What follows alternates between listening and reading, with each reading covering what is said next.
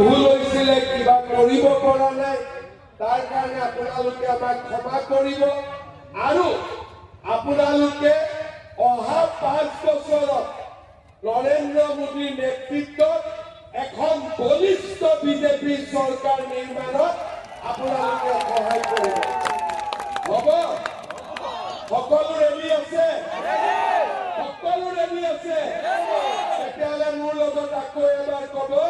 ভাৰত মাতা কি যাৰ যাৰ মোবাইল আছে এতিয়া মোবাইলৰ লাইট জ্বলাই আমি কম ভাৰত মাতা কি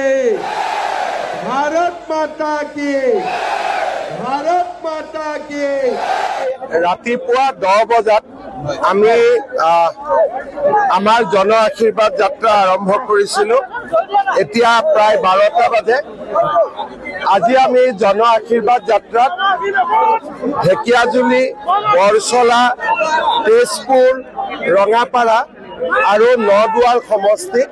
আমি ৰাইজক লগ কৰিবলৈ সক্ষম হলো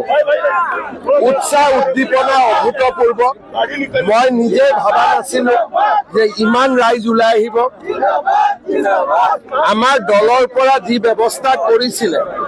তাতকৈ বহুত বেছি মানুহ ওলাই আহিলে আমাৰ যাত্ৰা 6 বজাত শেষ হোৱাৰ কথা আছিলে 12 বজাত শেষ হ'ল আৰু এতিয়াও আমাৰ চাৰিদুৱাৰত লোকে লোকাৰণ্য হৈ আছে অহাকালি জাগিৰোডৰ পৰা আমি নগাঁওলৈকে যাম মই ভাবো যে অহাকালিও ৰাইজে আমাক আশীৰ্বাদ দিব জন আশীৰ্বাদ যাত্ৰাৰ আজি প্ৰথম দিনটোৰ সফলতা সঁচাকৈ আমাৰ বাবে অত্যন্ত গৌৰৱৰ কথা যে এইবাৰ ই এটা নিশ্চিত কৰিছে যে বিজেপিয়ে এইবাৰ অভূতপূৰ্ব ফল দেখুৱাব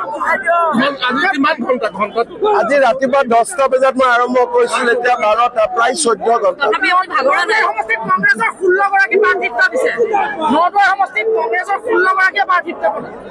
প্ৰাৰ্থিত্বটো বহুতে বিচাৰিব পাৰে প্ৰাৰ্থিত্বটো এজনে পাব কিন্তু নদুৱাৰত বিজেপি বিপুল ভোটত বিজয়ী হ'ব